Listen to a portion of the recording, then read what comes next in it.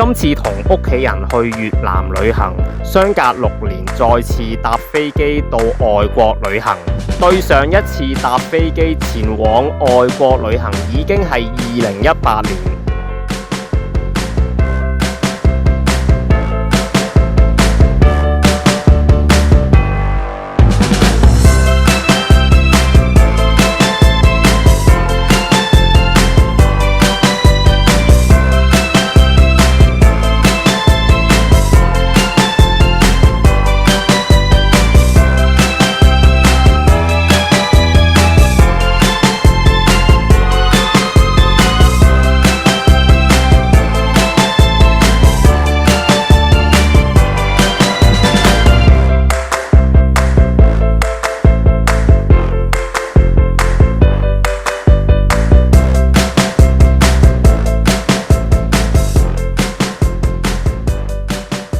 檳城一個東方之珠嘅一個海灘，好靚，係啦。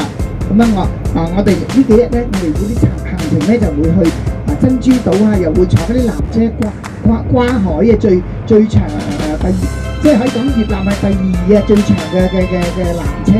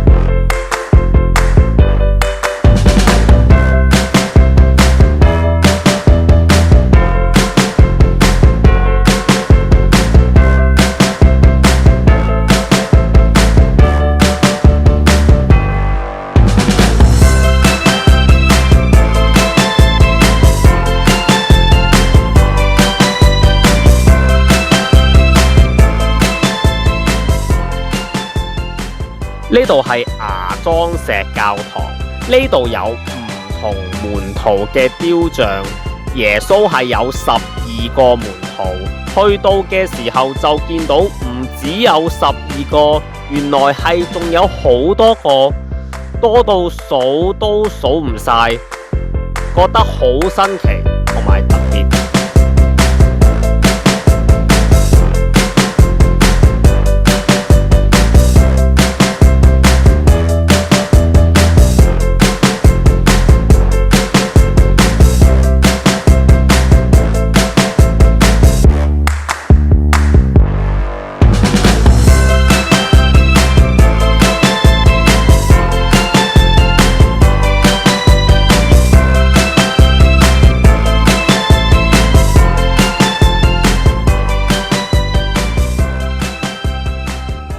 今次去旅行前往嘅景點都唔遠，坐15至20分鐘車程就到啦。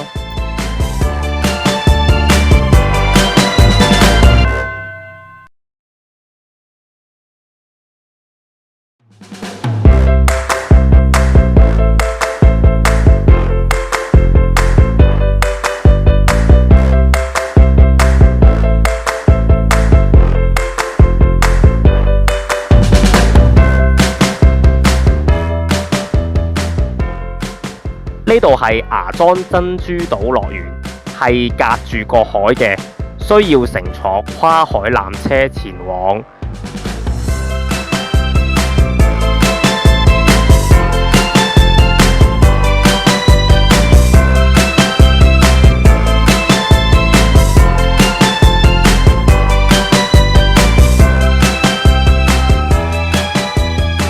呢度係芽莊珍珠島樂園。樂園裏面有唔同嘅遊樂設施，我哋就玩咗河畔探險。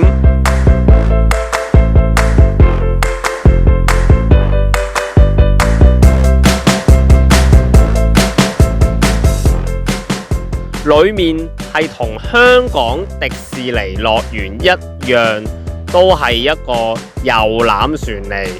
坐船入到去裏面就見到唔同嘅卡通場景啦。